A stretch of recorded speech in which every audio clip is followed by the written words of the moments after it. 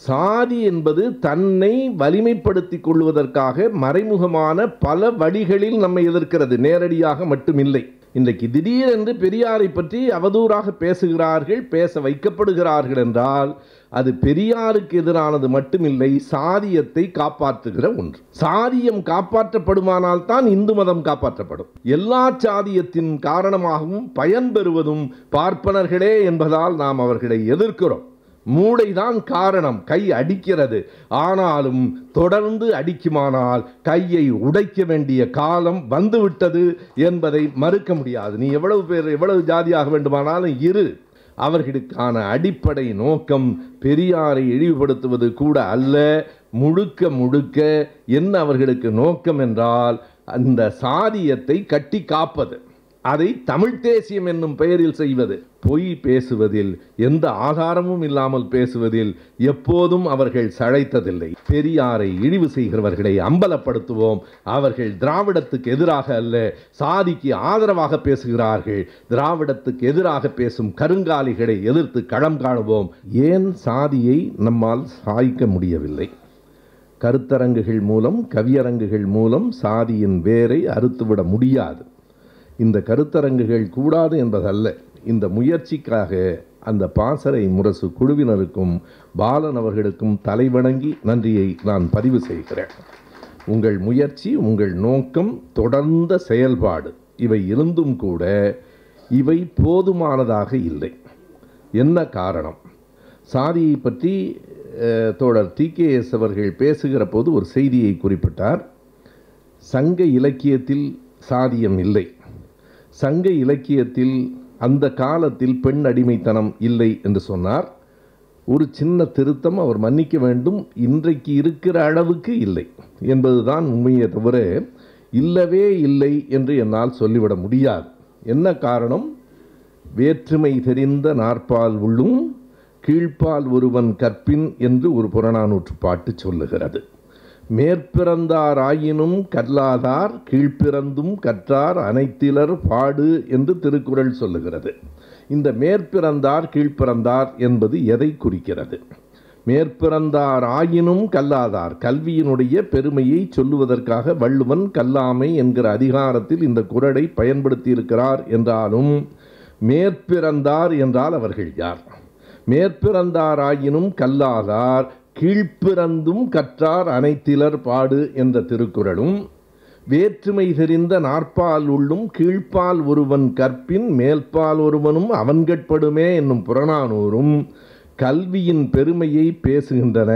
சாதி இருந்திருக்கிறது என்பதையும் நமக்கு சொல்லுகிறது. வேண்டுமானால் அது வருணமாக இருக்கலாம். அதேபோல பெண்ணடிமைத்தனமும் முற்றுமாக இல்லை என்று சொல்ல முடியாது. அவரே சொன்னது போல கொழுநன் தொழுது எழுகிற பழக்கம் என்பது பெண்ணடிமைத்தனம்தான்.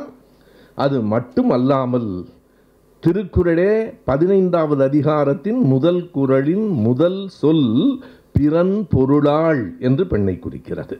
இன்னொருவனினுடைய பொருளாகிய மனைவி என்று சொல்லுகிறது. அன்றைக்கு இருந்திருக்கிறது என்பதுதான் உண்மை. சங்க இலக்கியத்திலும் வினையே ஆடவர்க்கு உயிரே, மனை உரை மகளிர்க்கு ஆடவர் உயிர். கவனிக்க வேண்டும், வினையே ஆடவர்க்கு உயிர், மகளிர்க்கு ஆடவர் உயிர் என்று சொன்னால் கூட குற்றமில்லை. வினையே ஆடவர்க்கு உயிரே, மனை உரை மகளிர்க்கு, வீட்டில் இருக்கிற, வீட்டை பாதுகாத்துக் கொள்ளுகிற பெண்களுக்கு கணவன் உயிர் என்று சொல்லுகிறது. அன்றைக்கே அது முளைவிட்டிருக்கிறது, வளர்ந்திருக்கிறது, பெரிய காட்டு மரமாக வளர்ந்து நிற்கிறது. ஒரு உண்மையை நான் அவமானத்தோடும் வெட்கத்தோடும் ஒப்புக்கொள்ளுகிறேன். நம்மால் எளிதில் சாதியை இப்போது வெட்டிவிட முடியாது. அந்த அளவிற்கு வளர்ந்து நிற்கிறது. என்ன காரணம்? அந்த 4 காரணங்களை நான் கருதி பார்க்கிறேன். இந்த 4 காரணங்களுக்கு எதிராக நாம் எப்படி நம்முடைய கருத்தரங்குகள், கவியரங்குகள், பொதுக்கூட்டங்கள், போராட்டங்களை எல்லாம் தாண்டி அந்த சாதிக்கு எதிரான போரை எப்போது தொடுக்கப் போகிறோம் என்பது நம் முன்னால் இருக்கிற கேள்வி. இது ஒரு தேசத்தின் விடுதலை போரை விட கடினமானதாக இருக்கிறது என்று நான் கருதுகிறேன். 4 காரணங்கள் எவை? எதனால் சாதி இன்னமும் வலிமையாக இருக்கிறது? ஒன்று, சமூக, சட்ட, அரசு அதிகாரத்தை சாதி பெற்றிருக்கிறது. இன்றைக்கும் ஒன்றும் மாற்று கருத்தே இல்லை. சமூக, சட்ட, அரசு அதிகாரத்தை சாதி பெற்றிருக்கிறது ஒன்று. இரண்டாவதாக, சாதி என்பது ஒரு பன்மைத்துவம் உடையதாக இருக்கிறது. நான் விளக்கி சொல்லுகிறேன். பன்மைத்துவம் உடையதாக இருக்கிறது. மூன்றாவது, மிக மிக பழமையான பிற்போக்கான சாதிய அமைப்பு தன்னை நவீனப்படுத்தி கொண்டே இருக்கிறது. மிக முக்கியமாக இந்த கருத்தை நான் பல நூல்களிலிருந்தும் சொல்லுகிறேன். எல்லா நூல்களின் பெயரையும் சொல்வதற்கு நேரமில்லை. குறிப்பாக ஒன்றை சொல்லுகிறேன். நம்முடைய TKS அவர்கள் சொல்லிக்கொண்டே இருப்பார்கள். காஸ்ட் பிரைட் என்பது சுரீந்தர் எஸ் ஜோத்கா என்று ஜவஹர்லால் நேரு பல்கலைக்கழகத்தில் பேராசிரியராக இருக்கிறவர் காஸ்ட் ஆரிஜின் அண்ட் டெவலப்மெண்ட் என்கிற அந்த புத்தகத்தில் எழுதியிருக்கிற ஒரு முக்கியமான செய்தி, நவீனமானவர்கள் பிற்போக்காக இருக்கிறோம், பிற்போக்குத்தனமான சாதி தன்னை நவீனப்படுத்தி கொண்டே இருக்கிறது. 3. நான்காவது காரணம், சாதி என்பது தன்னை வலிமைப்படுத்திக் கொள்வதற்காக மறைமுகமான பல வழிகளில் நம்மை எதிர்க்கிறது, நேரடியாக மட்டுமில்லை. இன்றைக்கு திடீரென்று பெரியாரை பற்றி அவதூறாக பேசுகிறார்கள், பேச வைக்கப்படுகிறார்கள் என்றால் அது பெரியாருக்கு எதிரானது மட்டுமில்லை, சாதியத்தை காப்பாற்றுகிற ஒன்று. அது அடிப்படையில் அதுதான் நோக்கம். சாதியம் காப்பாற்றப்படுமானால் தான் இந்து மதம் காப்பாற்றப்படும். இந்து மதத்தையும் சாதியத்தையும் உங்களால் பிரிக்கவே முடியாது. அப்படி இந்து மதத்தை காப்பாற்றுவதற்கு, சாதியை காப்பாற்றுவதற்கு தடையாக இருக்கிற பெரியார் என்கிற அடையாளத்தை, திராவிட இயக்கத்தை தாக்குவது, எனவே அதற்கு திராவிடத்துக்கு எதிராக தமிழை கொண்டு வந்து நிறுத்துவது, இது ஒரு போக்கு. இந்த 4ம் தான் இன்றைக்கும் இங்கே சாதியம் வலிமையாக இருப்பதற்கு காரணம். சட்ட, சமூக, அரசு அதிகாரம் இருக்கிறது என்று சொன்னேன். நான் விளக்கி சொல்லிவிடுகிறேன். 3-4 நாட்களுக்கு முன்னால் நாடாளுமன்றத்தில் அர்ஜுன் ராம் மெக்வால் என்கிற கல்வித்துறை அமைச்சர் ஒரு புள்ளி விவரத்தை எழுத்து மூலமாக தந்திருக்கிறார். ராஷ்டிரிய ஜனதாதள் உறுப்பினர் எழுப்பிய கேள்வி, இந்தியாவில் இருக்கிற உயர்நீதிமன்றங்களில் மொத்தம் எத்தனை நீதிபதிகள் இருக்கிறார்கள், அவர்கள் எந்தெந்த பிரிவை சார்ந்தவர்கள், பிசி எவ்வளவு பேர், எம்பிசி எவ்வளவு என்று ஒரு கணக்கை கேட்டதற்கு அமைச்சர் அர்ஜுன் ராம் அவர்கள் எழுத்தின் மூலமாக சொல்லி இருக்கிற விடை நான் சொல்லுகிறேன், நீங்கள் சரிபார்த்து கொள்ளுங்கள். மொத்தம் 715 நீதிபதிகள். இது ஒரு மிகப்பெரிய செய்தி. இந்தியா முழுவதும் உயர்நீதிமன்றங்களில் 715 நீதிபதிகள், அவர்களுள் 551 பேர் ஓப்பன் கோட்டா என்று சொல்லப்படுகிற உயர் சாதியை சார்ந்தவர்கள், அதாவது பொது போட்டியில் வருகிறவர்கள். எவ்வளவு? 715க்கு 551 பேர். இந்த நாட்டில் சமூக நீதி இருக்கிறதா? இந்த நாட்டில் ஒரு நியாய உணர்வு இருக்கிறதா? நீ எத்தனை பேர் இருக்கிறாய், எவ்வளவு சதவீதம் இருக்கிறாய், நீதிபதியாக இருந்தால் என்ன? எப்படி 715 பேரில் 551 பேர் அவர்கள்தான் என்றால் மற்றவர்கள் எவ்வளவு பேர்? பட்டியல் இனத்தை சார்ந்தவர்கள் 22 பேர், பழங்குடி இனத்தினர் 16 பேர், இதர பிற்படுத்தப்பட்டோர் ஓபிசி, அங்கே எம்பிசி இல்லை, இதர பிற்படுத்தப்பட்டோர் 89 பேர், சிறுபான்மையினர் 37 பேர். அவ்வளவுதான். அவாள் மட்டும் 551. அதில் அவாளோடு சேர்த்து உயர்ஜாதி என்று சொல்லப்படுகிறவர்களும் இருக்கிறார்கள். இது சட்ட அதிகாரம் இன்னமும் சாதியின் கைகளில் தான் இருக்கிறது. நீங்கள் எந்த நீதிமன்றத்துக்கு போனாலும் 78% அவர்கள்தான் இருக்கிறார்கள். அவர்கள் வீட்டில் கட்டுக்கட்டாக நோட்டுகள் எடுக்கப்படும். ஆனால் அவர்கள்தான் தொடர்ந்தும் நீதிபதிகளாக இருப்பார்கள். எனவே சட்ட அதிகாரம் சாதியிடம் இருக்கிறது. அரசியல் அதிகாரத்தை தாண்டிய சமூக அதிகாரம் சாதியிடம் இருக்கிறது. 3 எடுத்துக்காட்டுகள். நான் இந்த அரங்கத்தை, மிக விரிவாக பேச வேண்டிய அரங்கத்தை சுருக்கமாக அந்த புள்ளிவரங்களை மட்டும் சொல்லிக் கொண்டிருக்கிறேன். 3 எடுத்துக்காட்டுகள். ஒன்று 1970 79 வரைக்கும் இந்தியாவின் பாதுகாப்புத்துறை அமைச்சராக இருந்த ஜெகஜீவன் ராமுக்கு நிகழ்ந்தது. சாதாரணமாக நாம் அவமதிக்கப்படுகிறோம். நம்முடைய தமிழினியன் மிக சரியாக சொன்னது போல இந்த சாதிய கொடுமை எவ்வளவு பரவி இருக்கிறது என்றால், சாதி மறுப்பு திருமணம் செய்து கொண்டவர்கள் மட்டும் ஆணவ படுகொலைக்கு ஆளாகவில்லை. மோட்டர் பைக்கை நீ எப்படிடா ஓட்டலாம்னு அவன் கையை வெட்டுகிறான் என்றால், இந்த சாதியை வெட்டி வீழ்த்தாத வரைக்கும் நமக்கு விடுதலை உண்டா? என்ன நியாயம் இது? ஒரு கபடி விளையாட்டில் ஒருவன் வெற்றி பெற்று விட்டான், அவன் பட்டியல் இனத்தை சார்ந்தவன் என்பதற்காக அவனை கொலை வெறியோடு தாக்கி இருக்கிறார்கள். தாக்கி இருக்கிறவர்களின் வயது என்ன? நீங்கள் எண்ணி பாருங்கள். தாக்கி இருக்கிறவர்கள் ஒன்று 50 வயது 60 வயதுக்காரர்கள் அல்ல.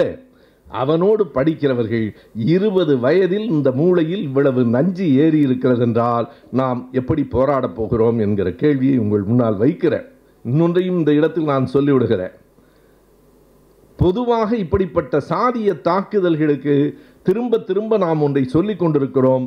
அதையும் தாண்டி இன்னொரு இடத்தை இன்றைக்கு பேச வேண்டியிருக்கிறது என்று நான் கருதுகிறேன். ஒன்று, பார்ப்பனியம்தான் இந்த சித்தாந்தம், பார்ப்பனியம்தான் இதற்கெல்லாம் காரணம் என்று சொல்லுகிறோம். ஒரு கேள்வி வருகிறது, நீங்கள் திரும்ப திரும்ப பார்ப்பனியத்தை மட்டும் சொல்லிக் கொண்டிருக்கிறீர்களே, இந்த இடைச்சாதியினரை தாக்க மாட்டீர்களா? கண்டிப்பாக ஆணவ கொலைகளில், இது போன்ற கொலைகளில் ஈடுபடுகிறவர்கள் எந்த சாதியாக இருந்தாலும் அவர்களை நேருக்கு நேர் எதிர்க்க வேண்டிய கட்டாயத்தில் நாம் இருக்கிறோம். எதனால் பார்ப்பனர்களை குறிப்பிடுகிறோம் என்றால் வேறொன்றும் இல்லை, எந்த சாதிக்காரனிடம் சாதிய உணர்வு இருந்தாலும் எல்லாவற்றுக்கும் ஊற்றுக்கண்ணாக இருப்பதும் எல்லா சாதியத்தின் காரணமாகவும் பயன்பெறுவதும் பார்ப்பனர்களே என்பதால் நாம் அவர்களை எதிர்க்கிறோம். மூளைதான் காரணம், கை அடிக்கிறது. ஆனாலும் தொடர்ந்து அடிக்குமானால் கையை உடைக்க வேண்டிய காலம் வந்துவிட்டது என்பதை மறுக்க முடியாது. நீ எவ்வளவு ஜாதியாக வேண்டுமானாலும் இரு, தொடர்ந்து நம் மக்களை நீ இப்படி சாதியின் பெயரால் தாக்குவதை சகித்து கொண்டிருக்க முடியாது. இது இரண்டாம். எனவே ஜெகஜீவன் ராம் அவர்களை நான் குறிப்பிடுவதற்கு காரணம், அவர் போக்குவரத்து துறை அமைச்சராக பல்வேறு துறைகளின் அமைச்சராக இருந்திருக்கிறார். எல்லாவற்றையும் தாண்டி பாதுகாப்புத்துறை அமைச்சராக இருந்தபோது காசி பல்கலைக்கழகத்தில் சம்பூர்ண ஆனந்தா என்கிறவரின் சிலையை திறந்து வைத்ததற்காக, எப்படி தண்டபாணி தேசிகர் பாடியதற்காக திருவையாறிலே அந்த மேடையை கழுவி விட்டார்களோ, தீட்டுப்பட்டுச்சுன்னு தீட்டாயிடுத்துன்னு கலைஞர் எழுதினார். தண்டபாணி தேசிகர் ஒரு இசை கலைஞர்.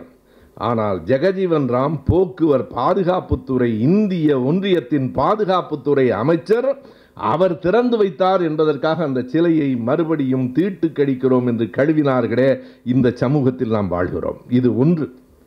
ஜித்தன் ராம் மஞ்சா என்கிற பீகாரின் முதலமைச்சராக இருந்தவர், 2014 15 வரைக்கும் 10 மாதங்கள் முதலமைச்சராக இருந்தவர், கோயிலுக்குள் போனார் என்பதற்காக அந்த கோயிலை கழுவி தீட்டு கடித்தார்கள். இது இரண்டு.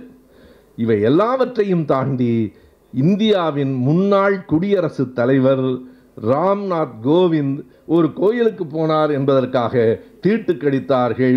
ஒரு பாதுகாப்புத்துறை அமைச்சர், ஒரு முதலமைச்சர், ஒரு முன்னாள் குடியரசுத் தலைவர், இவர்களை தாண்டி சாதியே வலிமையாக இருக்கிறது என்பதை கணக்கில் கொள்ளுங்கள். நான் அதற்காகத்தான் சொல்லுகிறேன், வெறும் மேடைகளால் சாதியை வீழ்த்திவிட முடியாது. எனவே இவ்வளவு வலிமையாக சாதி இருக்கிறது. இது ஒன்று. இரண்டாவது காரணம் இதனுடைய பன்மைத்துவம் என்று நான் சொன்னேன். அது என்ன பன்மைத்துவம்? இந்த பெண் அடிமைத்தனமும் இருந்தது, இருக்கிறது, ஆனாலும் அது தளர்ந்திருக்கிறது.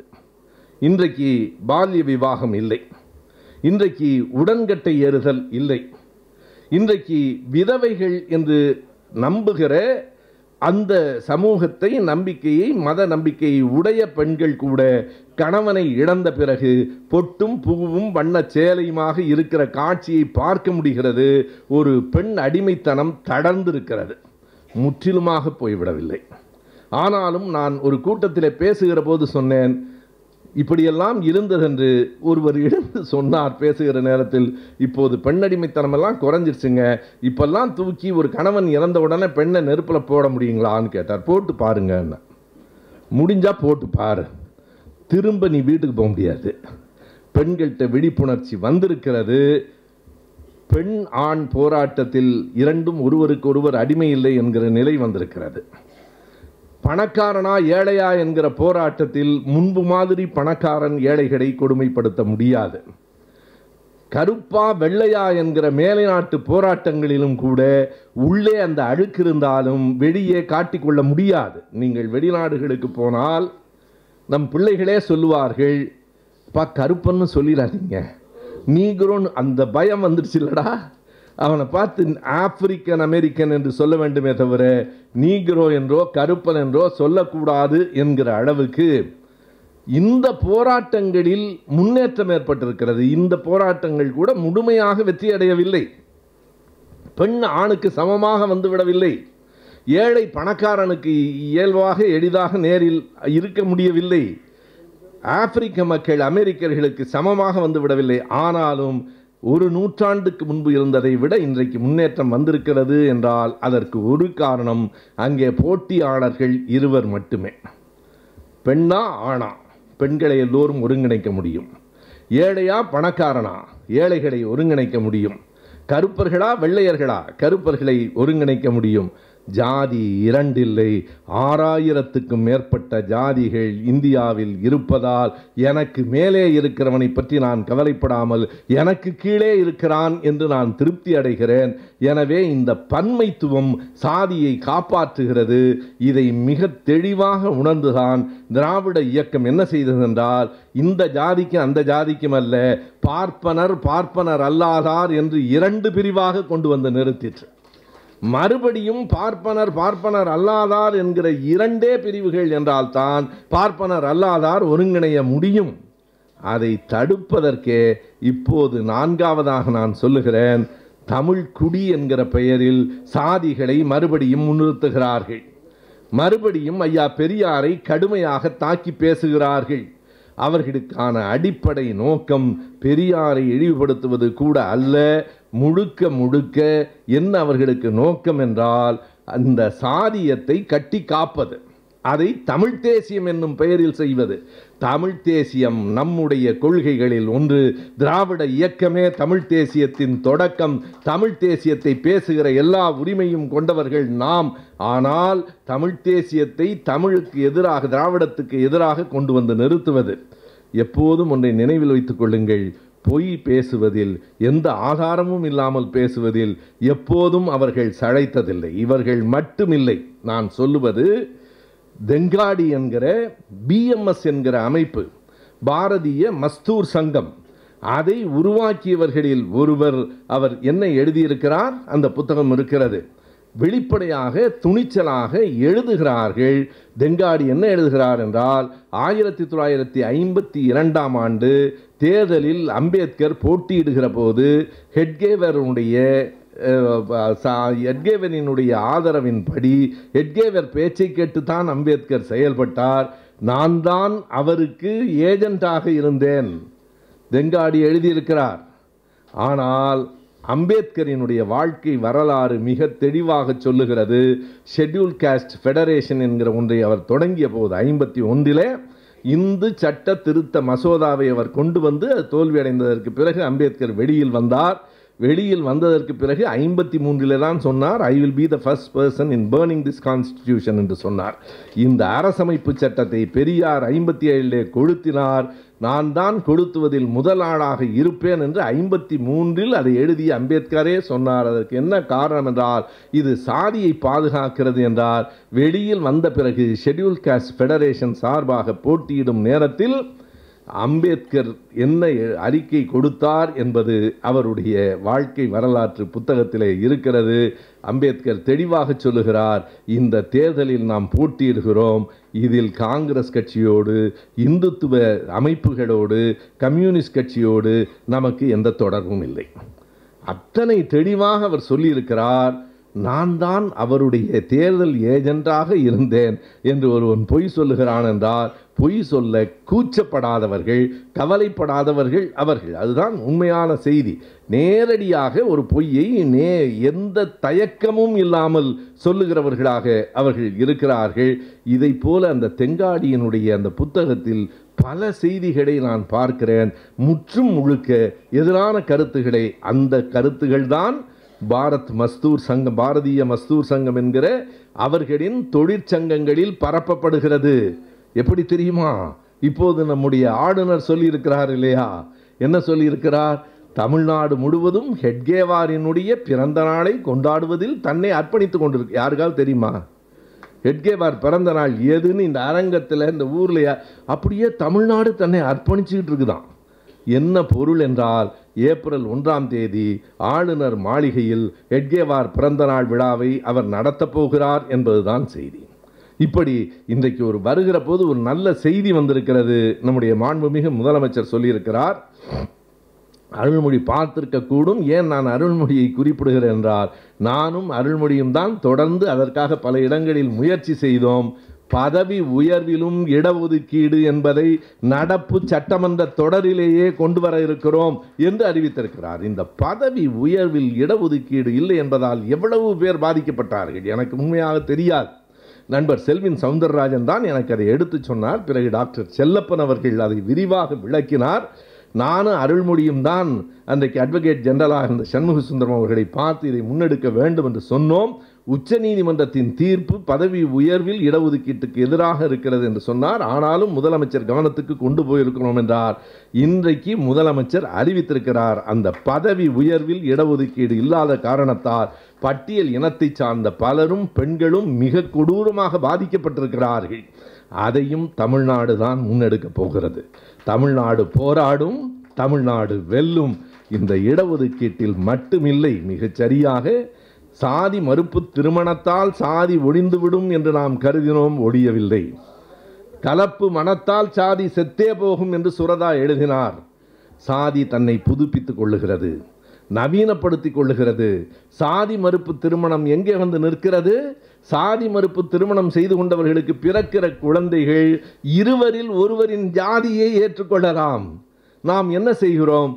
நான் ஒரு ஓசி, இன்னொருவர் பிசி என்றால் பிசி என்கிற ஜாதியை போட்டு விடுகிறோம். பெண் பிசி, ஆண் எஸ்சி என்றால் எஸ்சி என்று சொல்லிவிடுகிறோம். எனவே ஜாதி மறுபடியும் தன்னை நவீனப்படுத்திக் கொள்ளுகிறது. நீ வேறு சாதி மறுப்பு திருமணம் செய்து கொள், ஆனால் நான் உயிரோடு இருப்பேன். அதை ஒழிக்க வேண்டுமானால் மிக நுட்பமாக பாலன் அவர்கள் செய்கிற காரியம் இருக்கிறதே, அது சாதாரணமானதல்ல. இது ஒரு சிறு அமைப்பு தான். இங்கே கூடியிருக்கிறவர்கள் எண்ணிக்கையெல்லாம் தாண்டி இது சாதாரணமானதல்ல. என்ன செய்கிறார் என்றால், சாதி அற்றோருக்கென்று தனி இடஒதுக்கீடு வருகிற போதுதான் அப்பாவின் சாதி அல்லது அம்மாவின் சாதி அல்ல, இது தனியாக ஒன்று உருவாகும். அதுதான் அடிப்படையான செய்தி. நாம் கேட்பதெல்லாம் ஐயா பெரியார் சொன்ன வகுப்பு வாரி உரிமைதான். 100% பங்கிட்டு கொடுங்கள். வேண்டுமானால் ஒன்று செய்ய வேண்டும் என்று நாம் கருதுகிறோம். ஒரு குறிப்பிட்ட சாதி 20 விழுக்காடு இருக்கிறார்கள் என்றால் 19 விழுக்காடு அவர்களுக்கு கொடுங்கள். இன்னொரு சாதி 10 விழுக்காடு இருக்கிறார்கள் என்றால் 9.5 கொடுங்கள். இப்படி மிச்சப்படுத்தி கொண்டே வருகிற போது 100 95 பிரித்து கொடுக்கப்படும். மீதம் 5 விழுக்காடு இடம் இருக்கும். அதிலே குறைந்தது 2 விழுக்காடாவது சாதியற்றோருக்கு, சாதி மறுப்பு திருமணம் செய்து கொண்டவர்களுக்கு, 1 விழுக்காடு மாற்றுத்திறனாளிகளுக்கு, 1 விழுக்காடு தனித்திறன் பெற்றவர்களுக்கு என்று பிரித்து கொடுக்கிற போதுதான் சாதி பலவீனப்படும். அதுதான் அடிப்படையான செய்தி.